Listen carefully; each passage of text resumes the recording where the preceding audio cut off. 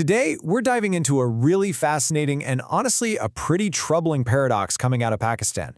There's this new national survey that, on the surface, paints a picture of economic progress, but if you talk to people on the ground, they feel the exact opposite.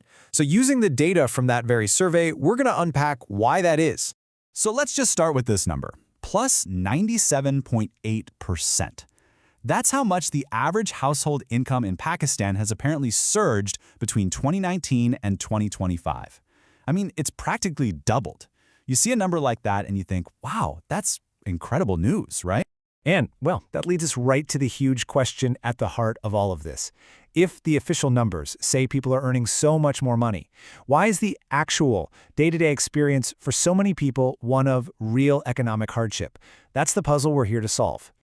Okay, so to get to the bottom of this, let's start with the official story. The government recently put out the results of something called the Household Integrated Economic Survey for 2024-25, and they were quick to highlight some genuinely positive signs of progress. Now, before we dig in, I want to be clear. This isn't just some random online poll. The HIES is a big deal. It's a comprehensive, statistically solid survey that covers 32,000 households all across the country. So the data itself is legit. The Pakistan Bureau of Statistics did a good job conducting it. And these were the headlines that came out. Literacy is up a few points, fewer kids are out of school, which is great, and get this, internet access jumped from just 34% all the way to 70%. These are real, tangible improvements that were highlighted. But that's only scratching the surface. The very first clue that something isn't quite right pops up when we stop looking at what people are earning and start looking at what they're spending. This is where that nice, tidy official story begins to completely unravel. Okay, check this out. We already know that average income went up by about 98%, but look at spending. It grew by a wild 113% in that same time frame. It didn't just grow with income, it blew right past it. And right away, that just raises a huge red flag. How? How are people spending that much more money than they're making? It's a question that points us directly at the invisible monster in the room that's really driving this whole story. All right, let's get to the main event. To really understand what's happening inside Pakistani households, we have to look past those big, flashy headline numbers and talk about the absolutely devastating effect of inflation. So, this is the key concept right here, real income. It's not about how many rupees you have in your hand. It's about what those rupees can actually buy. It's your income after you factor in the way rising prices just eat away at your money. It is your true, actual purchasing power. And when you do the math and figure out that real income, you get this absolutely shocking number. For the poorest households in Pakistan cities, their real purchasing power hasn't just stayed the same, it has collapsed. It's down by 23% in just 6 years. And here it is in black and white. This is what makes it so real. If you adjust for inflation, a family that had the buying power of over 24,000 rupees back in 2019 now only has the buying power of less than 19,000. It doesn't matter what their paycheck says. They are significantly, measurably poorer. These numbers aren't just abstract figures on a chart. They represent a daily, grinding struggle for millions of people. Let's take a look at the real-world consequences of this collapsing purchasing power. This chart shows where the money is going.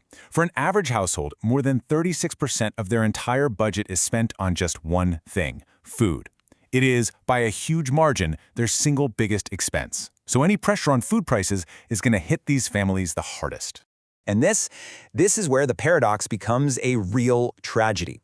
People are spending more and more money on food, but as this table from the survey shows, they are eating less. Just look at these numbers. Consumption of absolute staples like wheat, milk, beef, sugar, it has gone down across the board. And the direct result of that is just heartbreaking. The percentage of the population that's considered food insecure has jumped from just under 16% to almost 25%. A quarter of the entire population is now struggling to get enough food. And this happened in only 6 years. So why? Why is this happening? The author of our source material offers a pretty compelling analysis that connects all this pain at the household level to the country's much bigger economic strategy. And the core argument is basically this. The country is trying to fix its national finances, its macroeconomy, with things like high taxes and these cripplingly high utility bills. But the cost of this so-called repair is being paid for directly by ordinary people. Their own household finances are being completely destabilized to achieve some kind of national stability. And all of this brings us to the conclusion of the analysis, which isn't just about pointing out the problem. It's a call for a radical rethinking of what economic success should even look like in the first place. So the proposed way forward isn't some quick fix. No, it's a call for deep systemic change.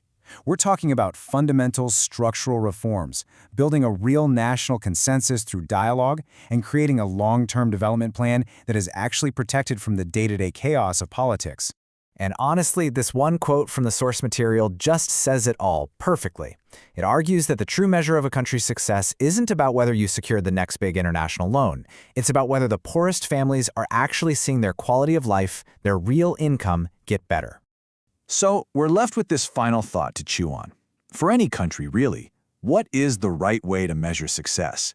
Is it the headline numbers, the GDP growth, the nominal income figures, or is it the actual, tangible well-being and the real purchasing power of its most vulnerable people? It's a question that's definitely worth thinking about.